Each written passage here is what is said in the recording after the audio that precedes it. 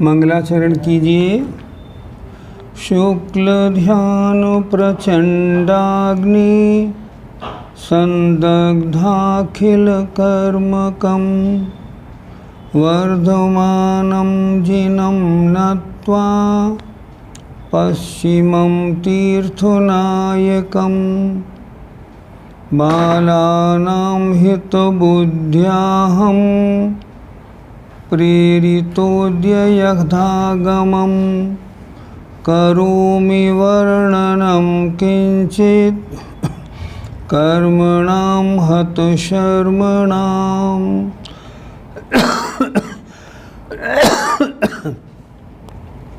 पंच परमेष्ठी भगवान की जय। संत शिरोमणि आचार्य विद्यासागर जी महाराज की जय।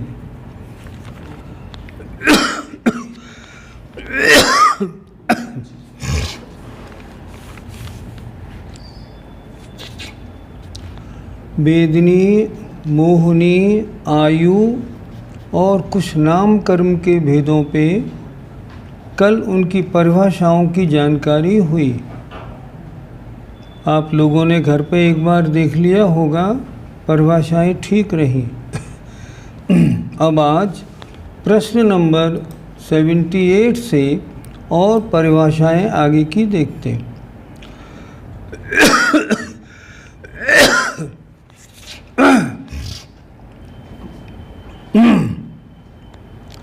सहनन नाम कर्म किसे कहते हैं?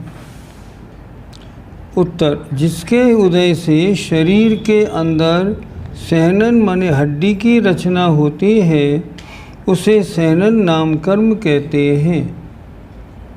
अर्थात हड्डी के बंधन विशेष को सहनन नाम कर्म कहा जाता है। हड्डी का बंधन विशेष।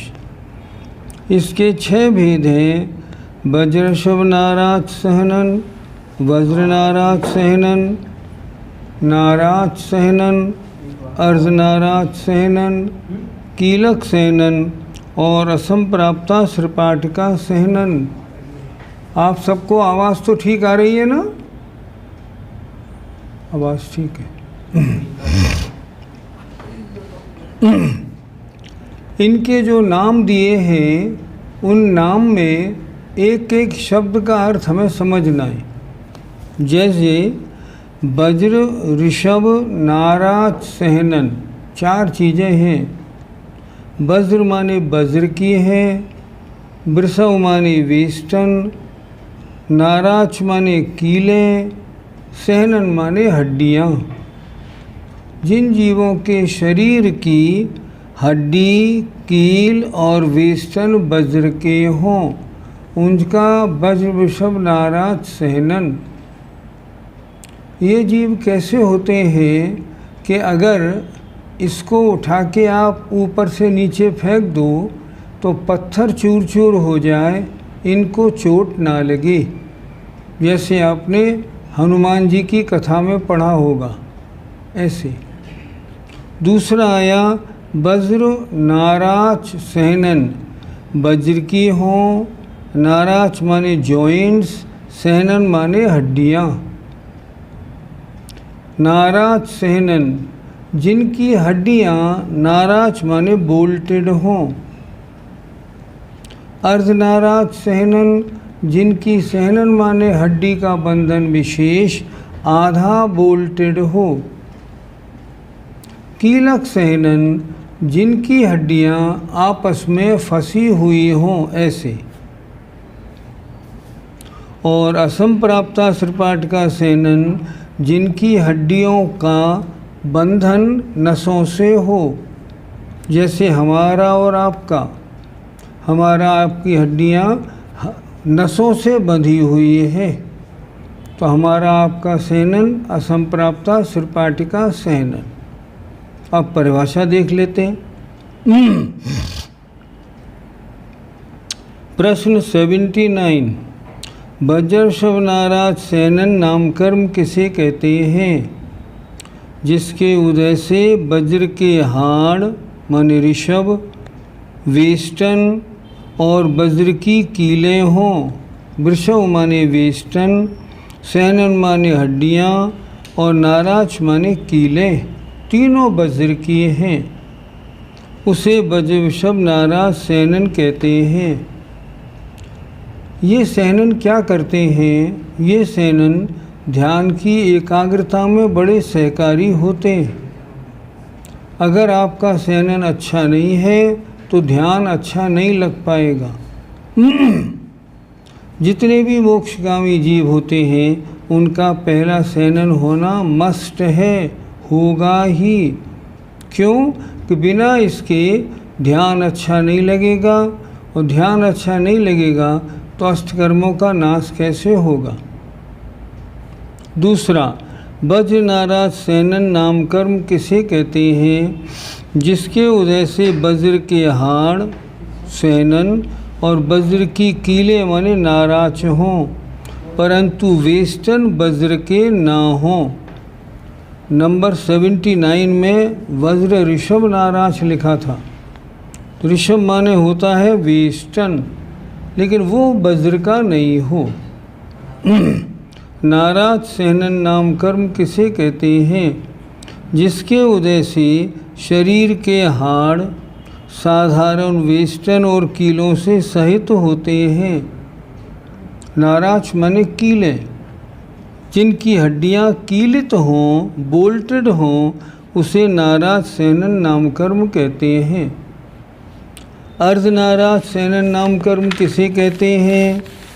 जिसके उदय से हाड़ों की संधियाँ अर्ध कीलित हों, उसे अर्धनाराज सैनन नाम कर्म कहते हैं।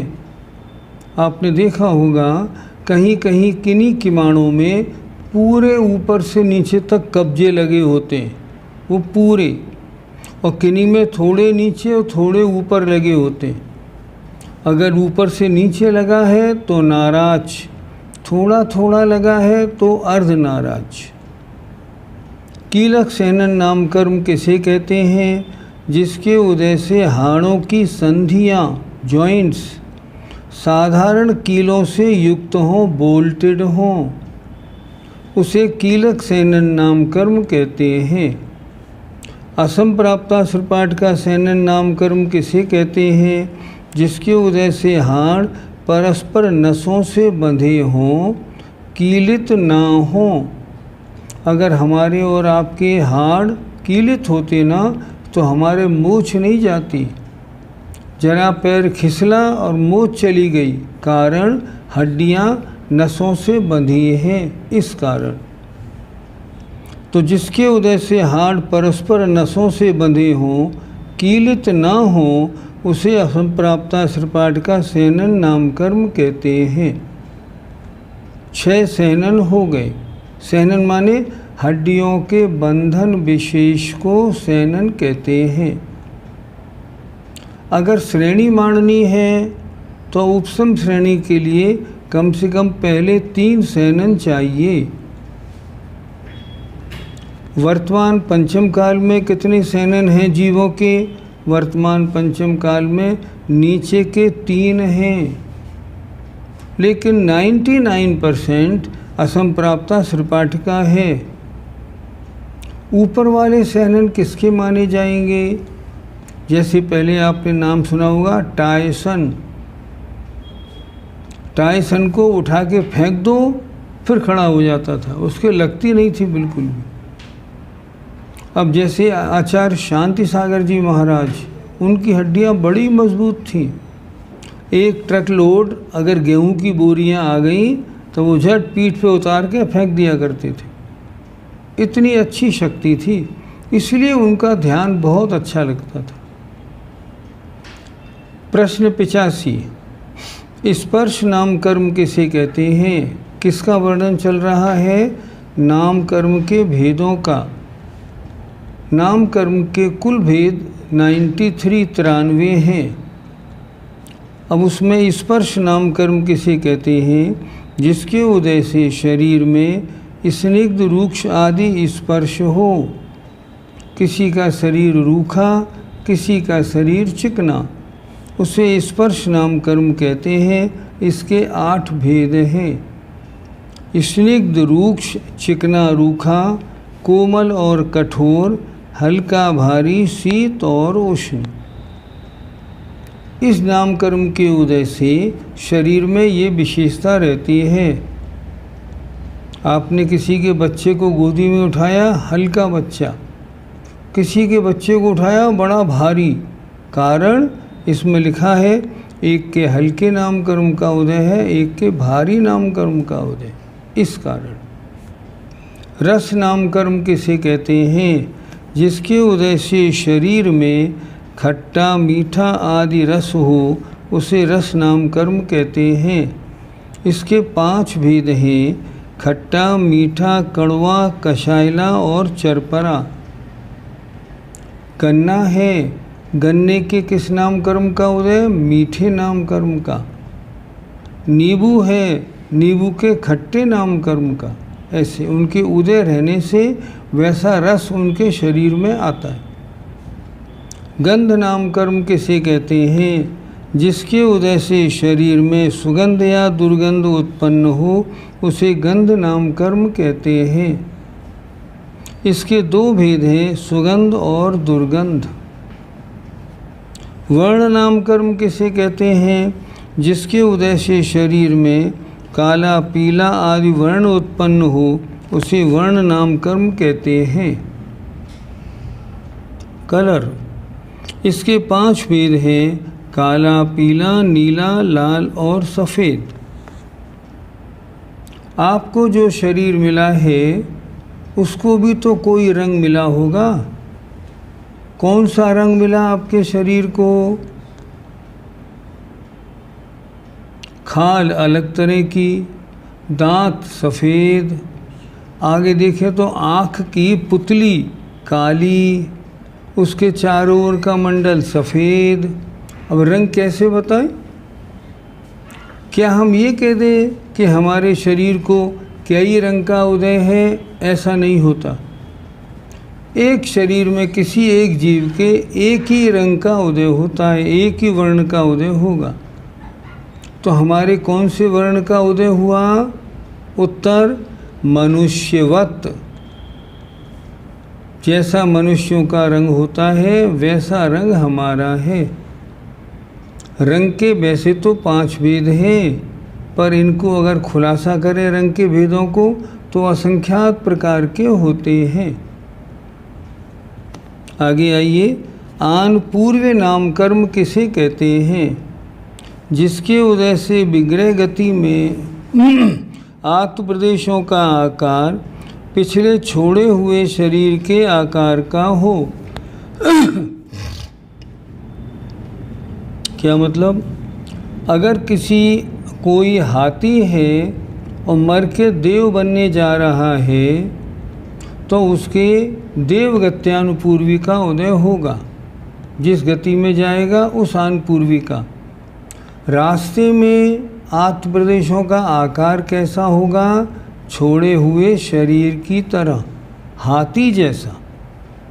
देखो क्या लिखा, जिसके उदय से विग्रह गति में आत्म प्रदेशों का आकार पिछले छोड़े हुए शरीर के आकार का हो। इसके 4 भेद हैं: नरगत्यानुपूर्व, तिरगत्यानुपूर्व, मनुष्यगत्यानुपूर्व और देवगत्यानुपूर्व। जैसे कोई मनुष्य मरकर देवगति में जा रहा है, उसके देवगत्यानुपूर्व का उदय होगा और छोड़े हुए मनुष्य के शरीर का आकार विग्रह गति में बना रहेगा। अगर मान लो हाथी 10 फुट ऊंचा है और 10 फुट लंबा है, तो जो आत्मा के प्रदेश विग्रह गति में होंगे वो 10 फुट लंबे 10 फुट ऊंचे होंगे। इसमें इन्होंने लिखा, आन पूर्वी नामकर्म का उदय केवल विग्रह गति में होता है और कहीं नहीं होता।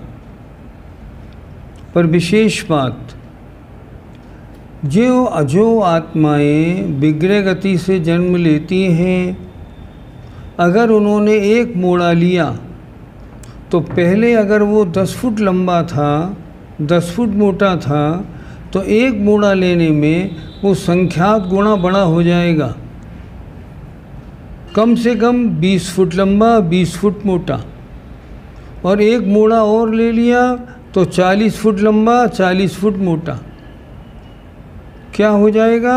आत्म प्रदेशों की अवगाहना उतनी हो जाएगी, ये समझना है। और अगर कोई विग्रह मोड़ा नहीं है तो जितना बड़ा शरीर छोड़ा है उतना बड़ा रहेगा। विग्रह गति किसे कहते हैं? पूर्व शरीर छूटने पर नवीन शरीर ग्रहण करने के लिए जीव का जो गमन होता है उसे विग्रह गति कहते हैं। वि माने शरीर, ग्रह माने ग्रहण। शरीर ग्रहण के लिए जो गमन हो वह विग्रह गति कहलाती है। इसके 4 भेद हैं: ऋजुगति या इशुगति, पाणिमुक्ता गति, लांगलिका गति और गोमूत्रिका गति। क्या मतलब हुआ? ऋजुगति बिना मोड़े वाली गति। ऋजु माने सीधी, इशु माने कहते हैं बाण की तरह सीधी। इशु गति माने सीधी गति, यहाँ मरा और यहाँ पैदा हो गया, ऐसे। पाणिमुक्ता गति, आपने अपने हाथ में मोती लिए और यहाँ से मोतियों को नीचे डाला तो एक मोड़ा लगा। एक मोड़े वाली गति पाणिमुक्ता गति कहलाती है। लांगलिका गति, लांगलिका कहते हैं हल को। जो हल किसान, हल में यों और यों 2 मोड़े होते हैं। 2 मोड़े वाली गति है तो लांगलिका है। और गोमूत्रिका गति, गाय जब मूत्र करती हुई चलती है तो ऐसे चलती है, अर्थात 3 मोड़े वाली जो गति है ना वो गोमूत्रिका गति कहलाती है। इससे ज़्यादा मोड़े नहीं लगते, 3 मोड़े बाद उस जीव का जन्म हो ही जाता है। इनमें से ऋजुगति में आन पूर्वी का उदय नहीं होता। क्या मतलब? यहाँ से आत्मा ने शरीर छोड़ा और यहाँ उनने दूसरा शरीर धारण कर लिया, सीधे उड़ के बिल्कुल, इसलिए वहाँ आन पूर्वी का उदय नहीं होता है। क्योंकि एक समय के भीतर ही नवीन शरीर का आकार प्राप्त हो जाता है।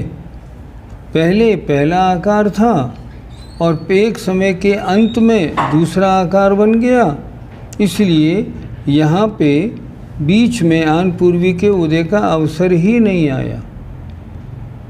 इस तरह विग्रह गति, विग्रह गति माने एक शरीर को छोड़कर दूसरे शरीर के लिए जो गमन किया जाता है, रास्ते में विग्रह गति होती है। आइए, अगुर लघु नामकर्म किसे कहते हैं? जिस कर्म के उदय से ऐसा शरीर प्राप्त हो जो लोहे के गोले के समान भारी और अर्क के तूल के समान हल्का ना हो, उसे अगुर लघु नामकर्म कहते हैं। शब्द का अर्थ निकाले। ज्ञानी बनना है तो रटना नहीं है, शब्द का अर्थ निकालना है। गुरु माने भारी, लघु माने हल्का, आ माने नहीं। शरीर ना हल्का हो ना भारी हो। ये किसने बनाया? अगुर लघु नामकर्म के कारण होता है। अगर गुरु होता तो क्या होता? जमीन में घुसा चला जाता। लघु होता तो क्या होता? आकाश में उड़ा चला जाता। ना उड़ता है ना जमीन में घुसता है, तो सभी जीवों के अगुर लघु नामकर्म का उदय पाया जाता है। अगला, उपघात नामकर्म किसे कहते हैं? जिसके उदय से अपना ही घात करने वाले अंगोपांग हों, उसे उपघात नामकर्म कहते हैं।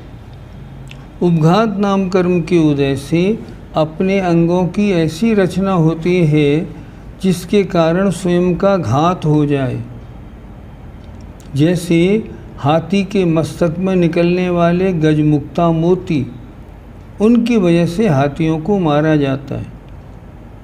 जैसे बारहसिंगा के सींग होते हैं, जब वो दौड़ता है तो झाड़ी में उसके सींग फंस जाते हैं और शिकारी उसको पकड़ लेता है, तो उसके खुद के शरीर के अंग उसके मरण में कारण हुए। आचार्यों ने एक बात और भी लिखी, जैसे मोटा पेट, तौंद, तौंद परघात नाम कर्म का, उपघात नाम कर्म का उदय। इस तौंद के कारण अकाल मरण होता है। उम्र तो है 80 वर्ष की, मर जाता है 72-74 में। तो अपनी तौंद जो है ना, ये भी उपघात नाम कर्म के उदय से होती है। तो उपघात नाम कर्म जिसके उदय से ऐसे अंग उपांग मिलें जो अपने घात में कारण बन जाएं। परघात नाम कर्म जिसके उदय से दूसरों का घात करने वाले अंगोपांग हों, उसे परघात नाम कर्म कहते हैं। जैसे गाय के सींग, जैसे सांप के पास विष और दांत, काटा और जहर छोड़ दिया, उसकी वजह से कोई काटता नहीं। तो परघात नाम कर्म जिसके उदय से दूसरों का घात करने वाले अंगोपांग हों, उसे परघात नाम कर्म कहते हैं। प्रश्न, हमारे उपघात का माने या परघात का माने? उत्तर, अगर आपके मोटी तौंद आद है तो उपघात नाम कर्म का उदय है। लेकिन आपको जो ये हाथ मिले हैं ना, ये परघात नाम कर्म के उदय से मिले। कोई आप पर हमला करे ना, तो आप इससे ही तो अपने को बचाते हैं। दूसरे के घात करने में भी यही कारण आते हैं। किसी का गला दबा दिया, किसी का हाथ मरोड़ दिया, इन कामों के करने में ये हाथ काम में आते हैं। जैसे हाथी की सूंड, वो अपनी रक्षा में काम में आती है। ये परघात नाम कर्म का उदय है, इससे ऐसे अंग बनते हैं। 94, आतप नाम कर्म किसे कहते हैं? जिसके उदय से ऐसा भास्वर, भास्वर माने चमकदार, शरीर प्राप्त होता हो जिसका मूल ठंडा और प्रभा उष्ण हो। इसका उदय सूर्य के विमान में रहने वाले बादर पृथ्वी कायिक जीवों के होता है। आतप माने शरीर ठंडा, प्रकाश गर्म। ऐसे जीव कौन से होते हैं? ऐसे जीव होते हैं जो सूर्य के विमान में जिनका जन्म होता है, गर्म है मूल में, और उनकी प्रभा कांति एकदम सफ़ेद। ये बादर पृथ्वी का एक जीव है जो सूर्य के विमान में पाए जाते हैं। आपको जो सूर्य दिखता है, ये सूर्य देव नहीं दिखता, तो क्या दिखता है? ये सूर्य का विमान दिखता है। ये विमान कितना बड़ा है? हिंदुस्तान से भी बड़ा। इसमें सूर्य के महल हैं, उसमें उसका और उसका परिवार रहता है। ये सूर्य का विमान है जो आपको दिखता है। ये किससे बना हुआ है?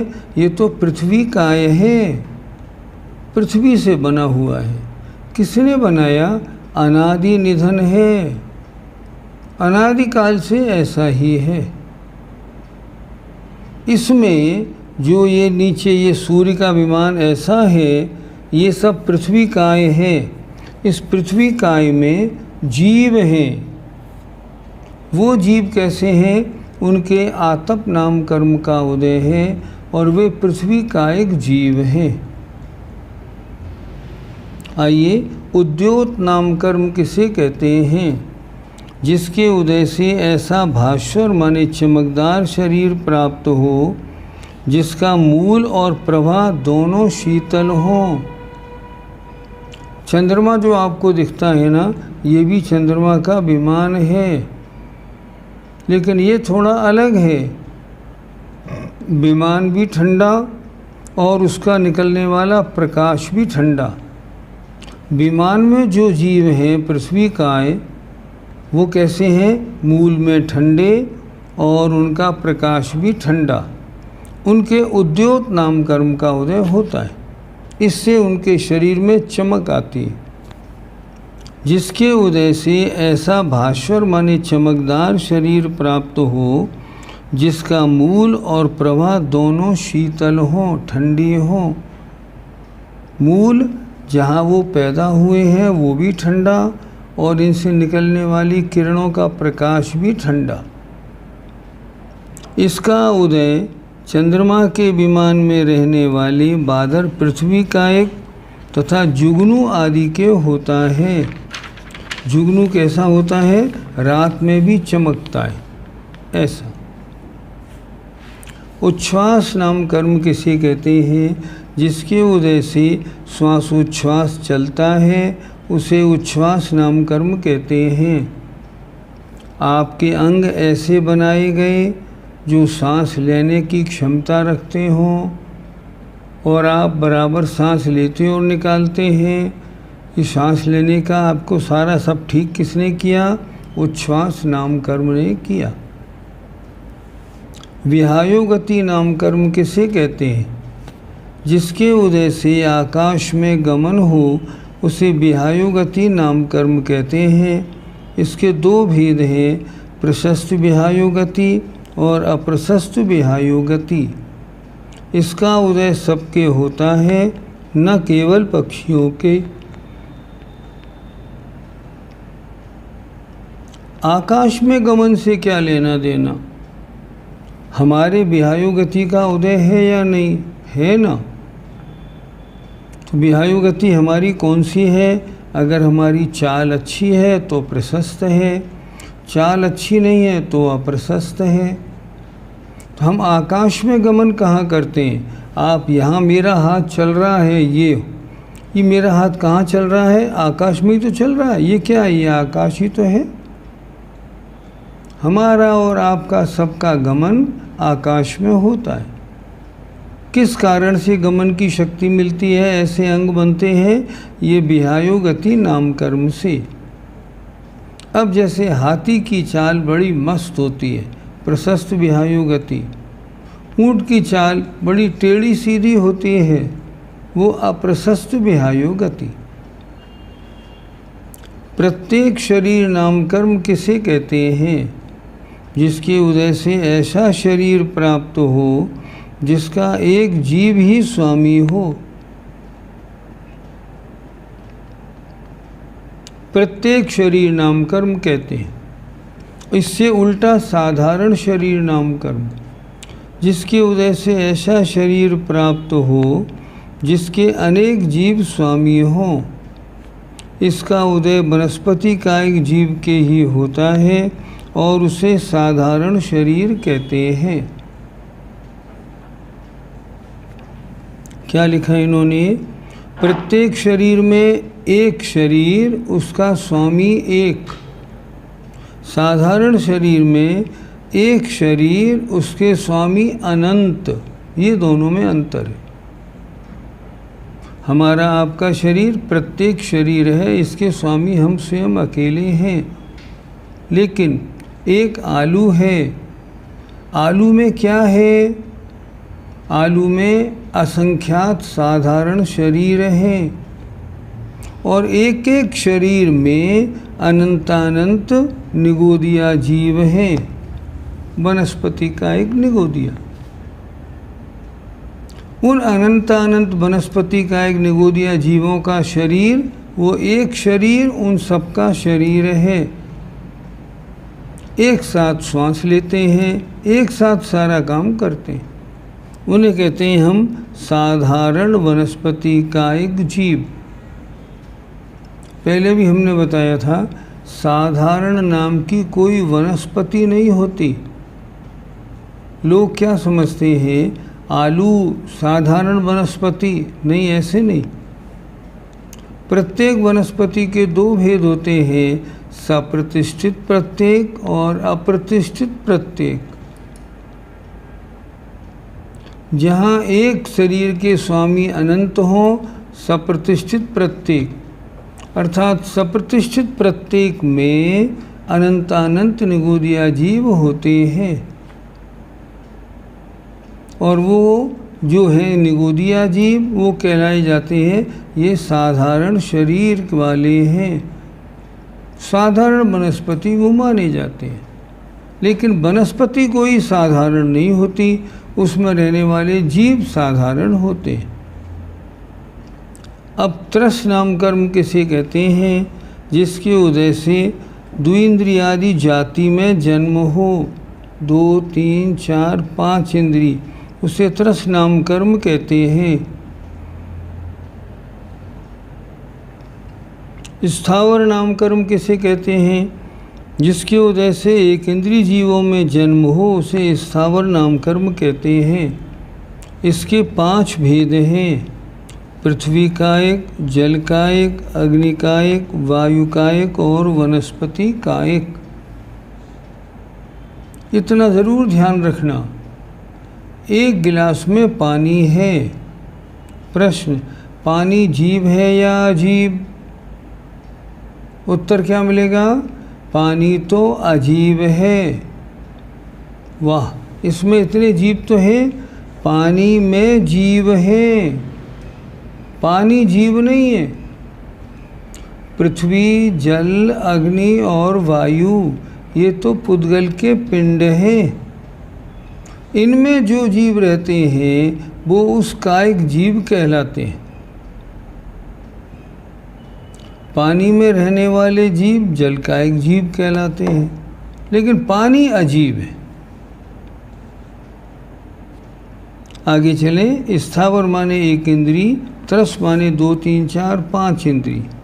आइए, सुभग नाम कर्म किसे कहते हैं? जिसके उदय से दूसरों को प्रिय लगने वाला शरीर प्राप्त हो, उसे सुभग नाम कर्म कहते हैं। किसी का बच्चा आपने देखा, तुरंत गोदी में लेके खिलाने का मन आ गया, इसका मतलब उसके सुभग नाम कर्म का उदय है।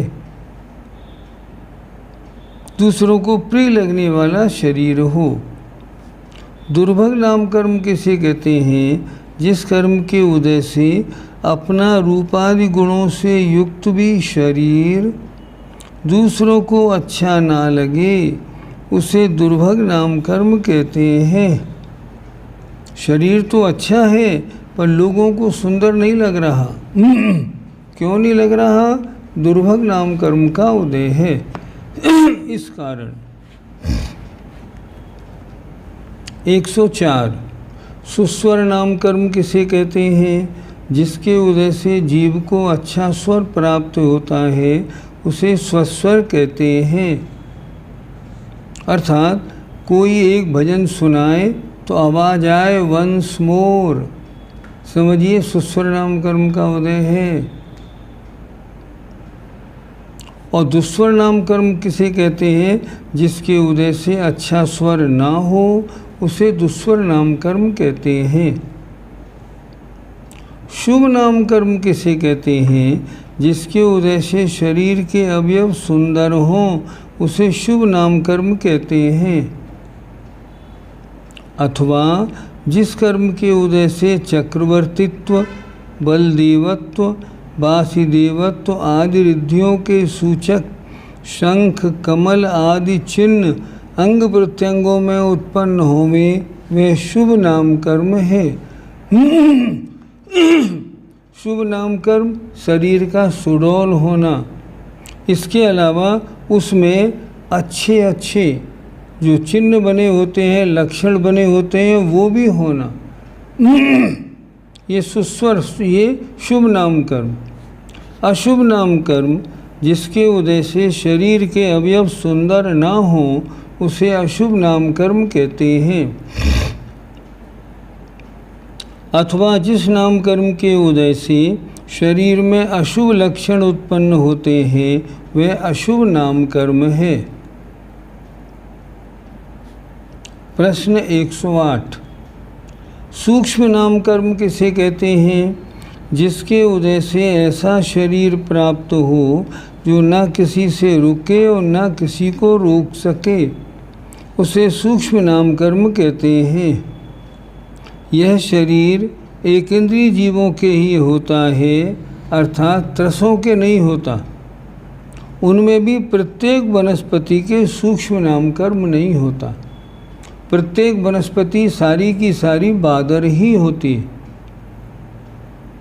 तो सूक्ष्म नाम कर्म, जिस कर्म के उदय से ऐसा शरीर मिले जो न किसी को रोके न किसी से रुके। क्या मतलब? यहाँ ये सूक्ष्म नाम कर्म के जीव एक इंद्री पूरे लोक में भरे पड़े हैं।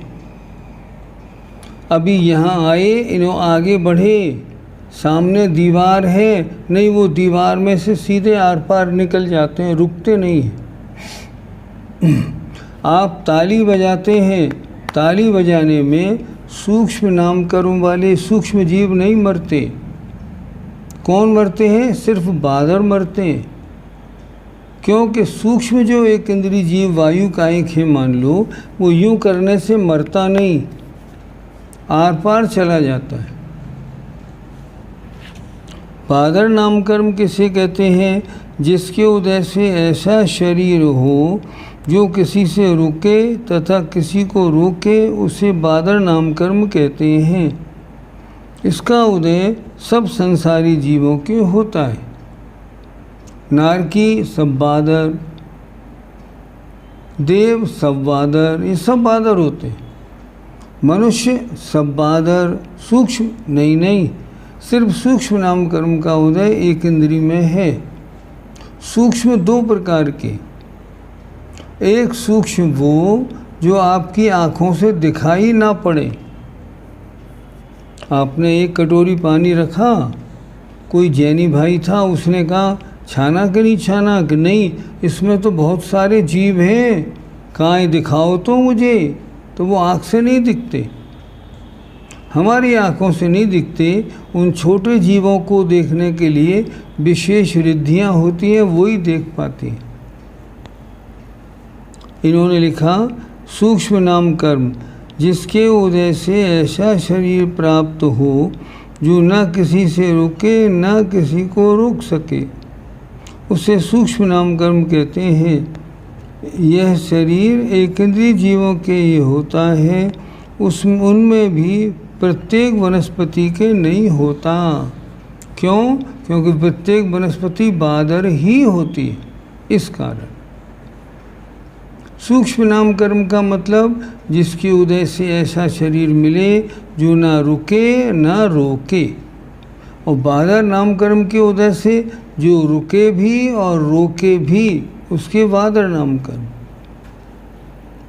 बादर नाम कर्म, जिसके उदय से ऐसा जीव शरीर हो जो किसी से रुके तथा किसी को रोके, उसे बादर नाम कर्म कहते हैं। रुके भी और रोके भी। अब मान लीजिए ये लकड़ी है, मैं हाथ करूँगा, मेरे हाथ को लकड़ी रोकेगी भी और स्वयं भी रुकेगी, इसके बादर नाम कर्म है। अभी तो ये सूख गई, सूख के ये पुद्गल बन गई अजीब, लेकिन जब ये गीली थी ना, तब इसके किसका उदय था? बादर नाम कर्म का। पर्याप्ति नाम कर्म किसे कहते हैं? जिसके उदय से आहार, शरीर, इंद्रिय, श्वासोच्छ्वास, भाषा और मन, इन 6 पर्याप्तियों की यथायोग्य पूर्णता हो, उसे पर्याप्ति नाम कर्म कहते हैं। जिस जीव के जितना आहार चाहिए, जितना बड़ा शरीर, जितनी बड़ी इंद्रियां, जितना श्वासोच्छ्वास और भाषा और मन, इन 6 का जैसा उस जीव में है, ये पर्याप्ति नाम कर्म के कारण है।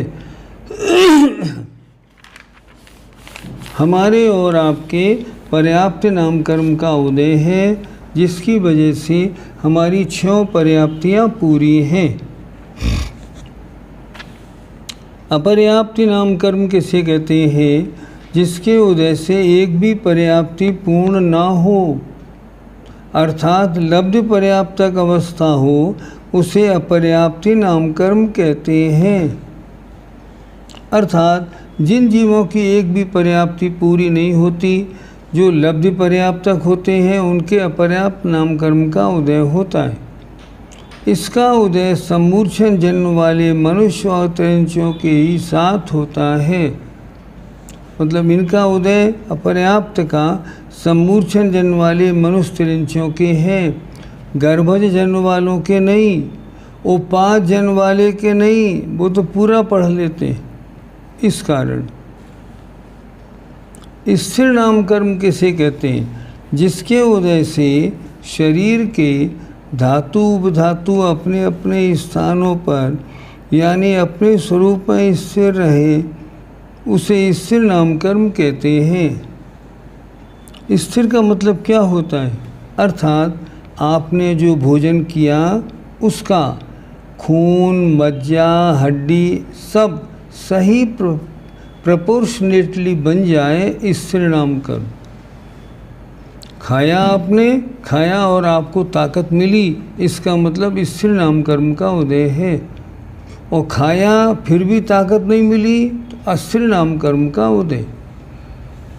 कितने दिन का उपवास किया आपने? अष्टानिका में 8 दिन का। कमजोरी नहीं आई? बिल्कुल भी नहीं आई, स्थिर नाम कर्म का उदय है। जिसके उदय से कितनी परेशानियां हों, कुछ भी हों, कोई बात नहीं, लेकिन जो खाया है उसका रस रक्त पूरा बनेगा, स्थिर नाम कर्म। और अस्थिर नाम कर्म जिसके उदय से शरीर के धातु उपधातु स्थिर न रहे अर्थात चलायमान लेते रहें, उसे अस्थिर नाम कर्म कहते हैं।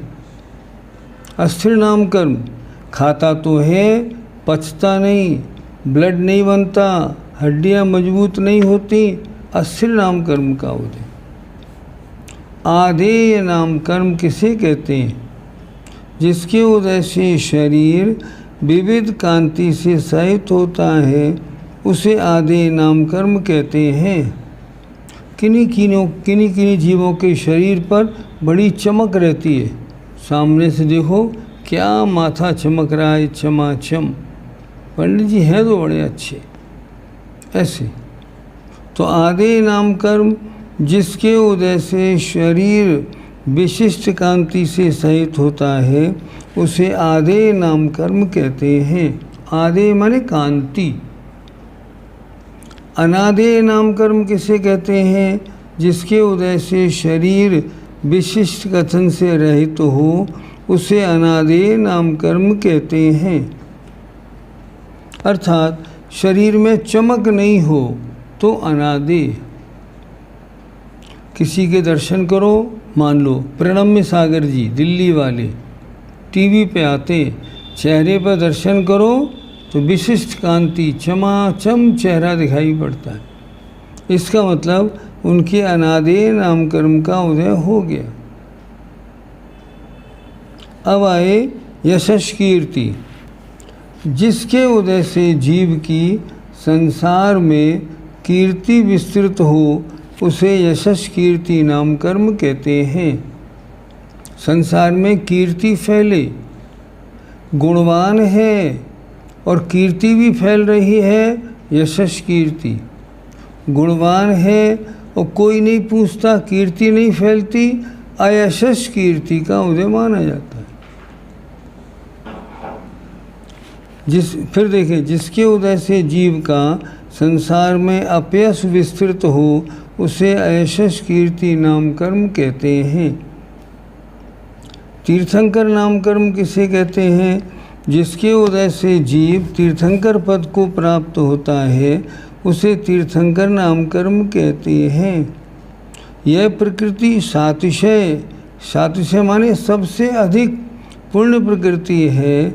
इसके उदय से असंग शरण में अष्ट प्रातिहार्यों की प्राप्ति होती है। एक विशेष बात, अष्ट प्रातिहार किनके होते हैं? तीर्थंकरों के। केवलियों के होते हैं कि नहीं? नहीं, केवलियों के नहीं होते। इसीलिए इन्होंने यहाँ क्या लिखा? जिसके उदय से सवव शरण में अष्ट प्रातिहार्यों की वर्णन होती है, प्राप्ति होती है, ऐसे। अब आइए गोत्र कर्म। 2 कर्म और रह गए। गोत्र कर्म क्या करता है? ऊंचे और नीचे कुल में जन्म कराता है। जिसके उदय से जीव के अगुर लघु गुण का घात हो अथवा यह जीव उच्च नीच कुल में उत्पन्न हो उसे गोत्र कर्म कहते हैं। उच्च कुल नीच कुल, इसके दो भेद हैं, उच्च गोत्र और नीच गोत्र। उच्च गोत्र के उदय से लोक प्रसिद्ध उच्च कुल में जन्म होता है और नीच गोत्र के उदय से लोकनिंद नीच कुल में जन्म होता है। अगर कोई शेड्यूल कास्ट बना, नीच गोत्र का उदय, ब्राह्मण क्षत्रिय वैश्य बना, उच्च गोत्र का उदय।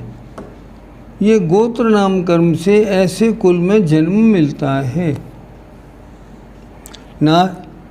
नारकी और त्रिंचों के नीच गोत्र का ही उदय रहता है, सारे नारकी सारे त्रिंच। क्यों? अगर चक्रवर्ती का हाथी हो तो वो भी क्या माना जाएगा? नीच गोत्री। हाँ, नीच गोत्री माना जाएगा, उनके उच्च गोत्र का उदय होता ही नहीं। देव और भोग भूमिज मनुष्यों के उच्च गोत्र का उदय रहता है, देवों का और भोग भूमिज मनुष्यों का। लेकिन इतना ध्यान रखना, कुभोग भूमिज मनुष्यों का नहीं, परंतु कर्म भूमिज मनुष्यों का जन्म दोनों प्रकार के गोत्रों में होता है। हम लोग कर्म भूमिज मनुष्य हैं। एक बार फिर समझ लेते हैं। अगुर लघु गुण के कारण ऊंचे और नीचे कुल में जन्म होता है। अब पहला, अगर कोई नारकी बना है मान लो तो नीच गोत्र का उदय है, शरीर बहुत गंदा, और कोई देव बन गया तो उच्च गोत्र का उदय है। कोई घर में नौकर आया और रूप रंग से बड़ा सुंदर है तो उसके ऊपर वाले नाम कर्मों के हिसाब से नीचे भी उच्च गोत्र का सा उदय है। इन्होंने क्या लिखा? देव और भोग भूमिज मनुष्यों के उच्च गोत्र का उदय रहता है, परंतु कर्म भूमिज मनुष्यों का जन्म दोनों प्रकार के गोत्रों में है। जो शेड्यूल कास्ट है वो नीच गोत्री है और जो अच्छे ब्राह्मण क्षत्रिय वैश्य हैं वे उच्च गोत्री हैं। वर्तमान में सब तरह के मनुष्य दिखाई पड़ते हैं। अब आइए अंतिम अंतराय कर्म। जो जीव के वीर्यत्व माने शक्ति, वीर्य माने शक्तिपना, जो जीव के शक्तिपने गुण का घात करे अथवा जिसके उदय से दान लाभ भोग उपभोग और वीर्य में विघ्न उत्पन्न हो उसे अंतराय कर्म कहते हैं। दो काम हो गए, एक तो शक्ति गुण का घात करे और दान लाभ भोग उपभोग और वीर्य में दिक्कत उत्पन्न करे, उसे कहते हैं अंतराय कर्म। क्या मतलब दिक्कत कैसी?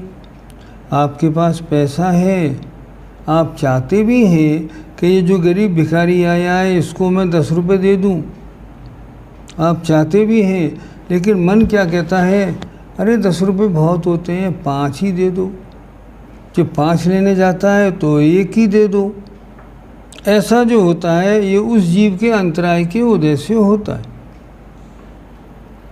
फिर देखिए, जो जीव के वीर्यत्व माने शक्ति गुण का घात करे अथवा जिसके उदय से दान लाभ भोग उपभोग और वीर में विघ्न उत्पन्न हो उसे अंतराय कर्म कहते हैं।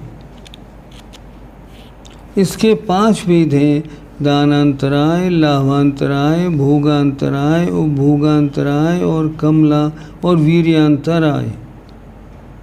सबका अर्थ नाम से स्पष्ट है। जैसे दानांतराय, आपके पास पैसा है, आप दान देना भी चाहते हैं लेकिन आपकी हिम्मत नहीं है, शक्ति नहीं है कि जेब में से रुपये निकालें और दे दें। अरे इन लोगों ने गलत उपयोग किया तो क्या मालूम कौन दे रुपये इनको। ऐसा माइंड किसने बनाया? दानांतराय कर्म के उदय से बना। समझना चाहिए। इन सब का अर्थ नाम से स्पष्ट है। अर्थात जो लाभ के मौक़ों के लिए आत्मा से मना करे वो लाभांतराय का उदय। भोगांतराय, जो एक बार भोगी जाए भोग, बार बार भोगी जाए वो भोग। तो एक बार जिस चीज़ को खाया उसमें विघ्न पड़ा, भोगांतराय। बार बार खाने वाली जीभ में विघ्न पड़ा, ये उपभोगांतराय। और शक्ति में विघ्न पड़ा, ये वीर्यांतराय। शक्ति में विघ्न कैसे पड़ता है? कोई बच्चा है, कमज़ोर बहुत है, अच्छे से अच्छा खाना खिला दो फिर भी मोटा नहीं होता। मोटा क्यों नहीं होता? क्योंकि उसके अंतराय कर्म का उदय है, इसलिए नहीं होता। वीर्यांतराय का उदय माना गया है। इस तरह आज 8 कर्मों का वर्णन यहाँ तक पूरा हो गया। कल और आप देख लीजिए, इस संबंध जो भी और प्रश्न हो वो हो जाएंगे। आइए जो प्रश्न आए ज़रा उनको देख लेते हैं।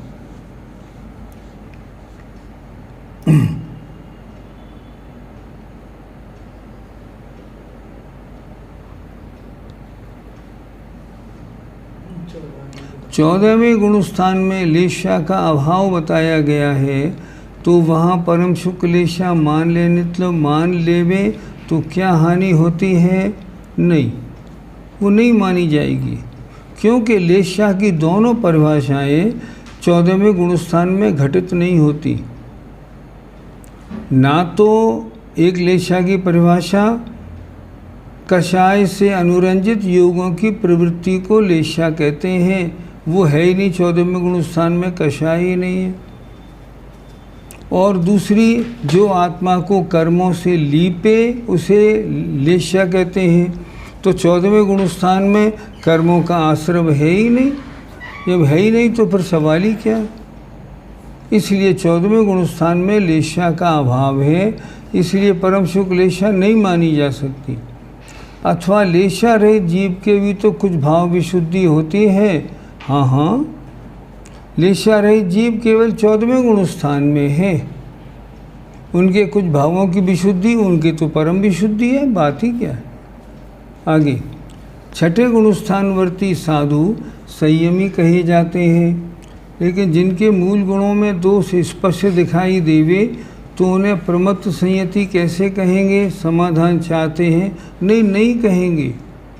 वे मुनि नहीं है, मुनि जैसे लगते हैं पर वास्तव में मुनि नहीं।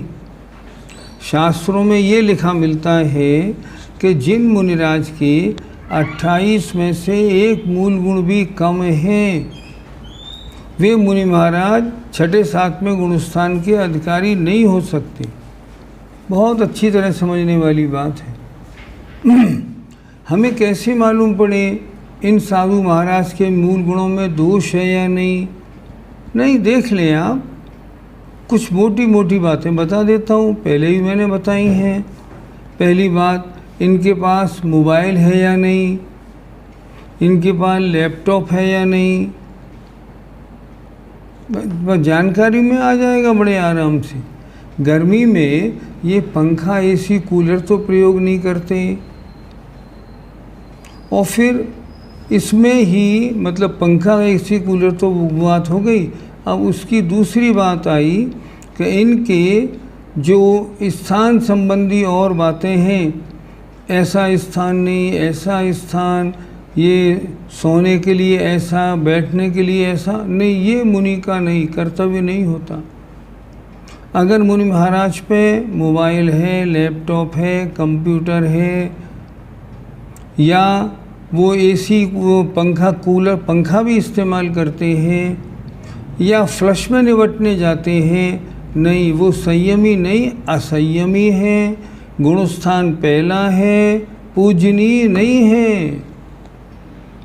ध्यान से सुनिए, अगर ऐसे शिथिलाचारी साधुओं को आप दान देते हैं तो पुण्य का बंध नहीं, पाप का बंध होता है।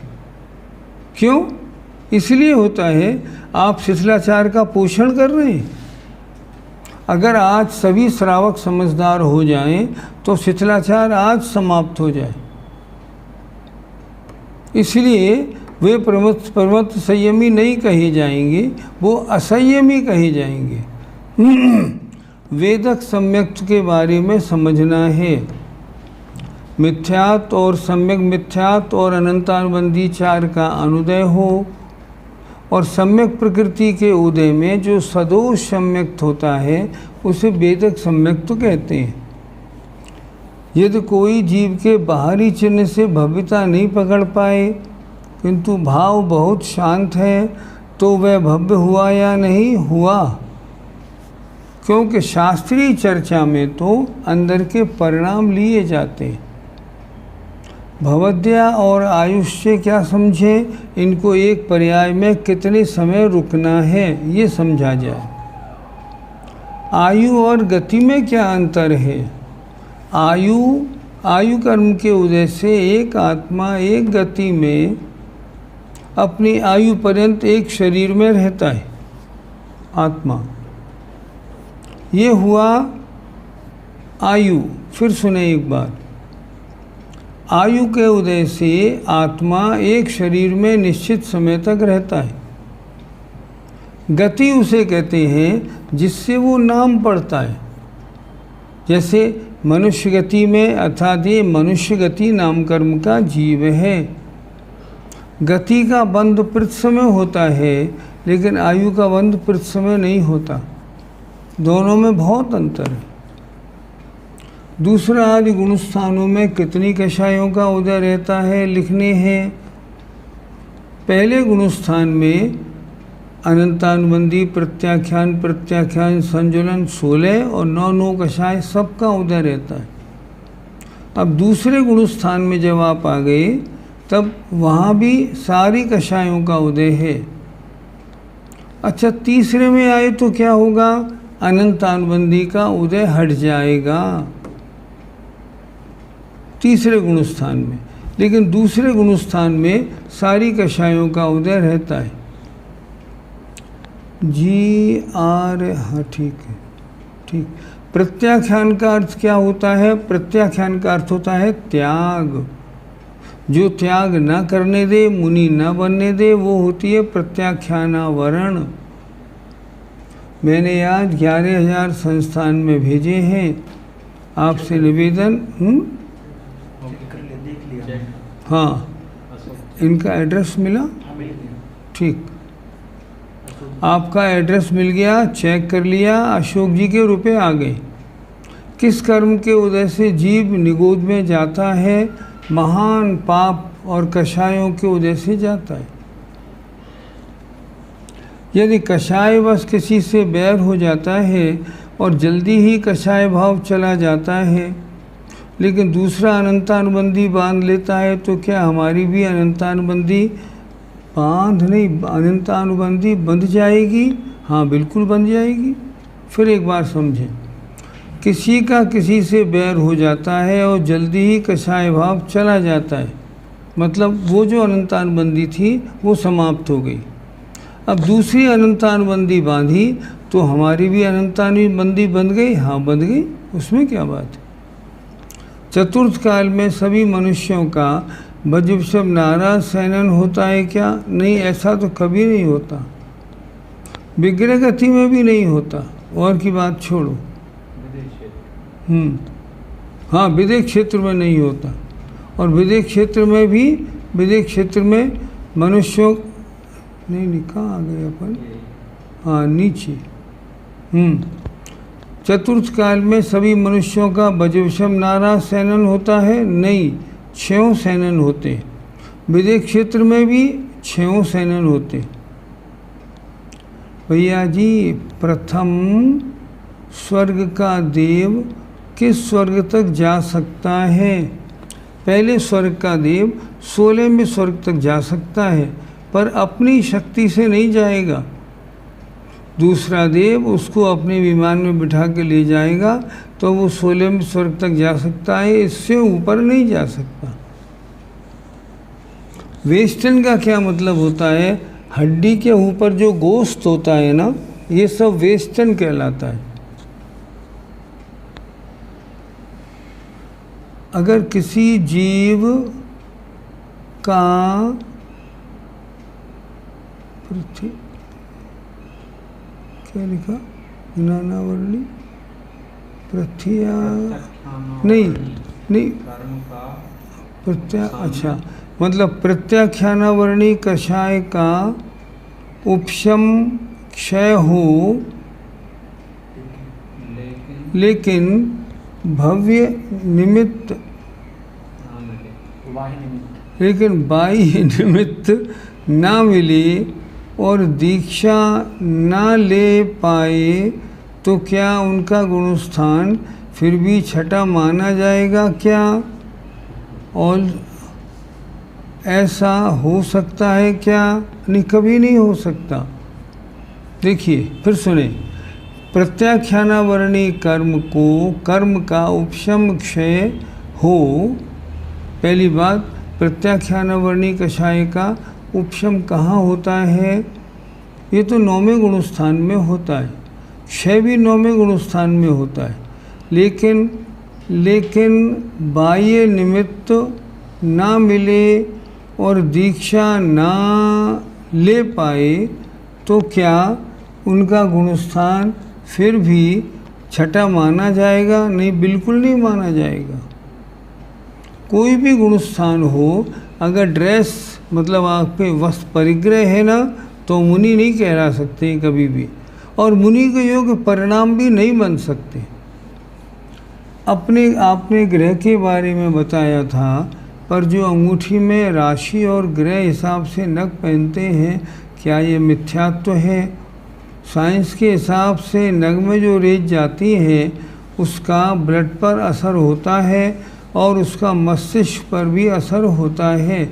हमने ये प्रश्न आचार्य जी को पूछा था, आचार्य विद्यासागर जी महाराज ने उत्तर दिया, हाँ बिल्कुल, इसमें कोई शक नहीं। अगर नग पहने जाते हैं रत्नों के, नीलम, पन्ना आदि, तो वो अपना असर दिखाते। क्यों दिखाते हैं? आचार्य जी ने कहा कर्म जो है वो भी पुद्गल है, और ऊपर ये जो है नीलम, ये भी पुद्गल है, इसलिए इनका असर पड़ जाता है। ये मिथ्यात्व तो नहीं है, ये तो साइंस का सिद्धांत है। जो रेत जाती है आपने लिखा, वो सिद्धांत बिल्कुल सही है, पर ये मिथ्यात्व तो नहीं है। क्या लिखा, विश्व सोपचय में कर्म वर्गणाएं किस कषाय वश आकर आत्मा के साथ संश्लेषण होता है और बाद में कषाय के कारण कर्मरूप परिणत होती हैं। क्या लिखा देखें दोबारा, विश्व सोपचय में कर्म वर्गणाएं किस कषाय वश आकर आत्मा के साथ संश्लेषण होता है। अर्थात विश्व सोपचय में कर्म वर्गणाएं नहीं, विश्व सोपचय में तो कर्म नो कर्म की वर्गणाएं पहले भरी हुई हैं, वो अलग अलग रूप से है ही नहीं। किस कषाय वश आकर आत्मा के साथ संश्लेषण होता है। क्या लिखा, विश्व सोपचय में कर्म वर्गणाएं किस कषाय वश जाकर आत्मा के साथ संश्लेषण होता है। किस कषाय वश? बंध के कारणों की वजह से, मिथ्यात्व और कषाय वशात, और बाद में कषाय के कारण कर्मरूप परिणत होती है। हाँ, कोई आपत्ति नहीं। आगे, आपने 2 दिन से संस्मरण नहीं सुनाई, आज जरूर सुनाइएगा। समय आपका हो गया, हमारे पास शिकायतें आई, कृपया 9:15 के बाद नहीं चला करें, हमको नींद आती है, इसलिए नहीं, कल ज़रूर सुनाएंगे। बस, और कोई? तो नीचे चलो, एक आध और। सभी सहनन का एग्जाम्पल समझने हैं। सहनन का एग्जाम्पल आपको ऐसे नहीं बताया जा सकता। हमने जो इशारे आपको करने थे वो कर दिए। उपशम श्रेणी के लिए कौन सा सहनन चाहिए, छपक श्रेणी को कौन सा चाहिए, मोक्ष के लिए कौन सा चाहिए, ये आपको बता दिया। ध्यान लगने में संगणन का कैसा संबंध है। हमने एक दिन आचार्य से प्रश्न किया था, अंतिम प्रश्न है आज का। हमने आचार्य से प्रश्न किया, आचार्य ये सेनन हड्डियों के जॉइंट्स से बने होते हैं। हड्डियों के जॉइंट्स का मतलब है सेनन। अगर हम किसी के यहाँ पे डॉक्टर से कह के ऑपरेशन करा के चीरा लगवाएं तो क्या हम जान सकते हैं इस मनुष्य का ये कौन सा सेनन है? आचार्य ने कहा नहीं जान सकते। हम कैसे जाने किस जीव का सेनन कौन सा है?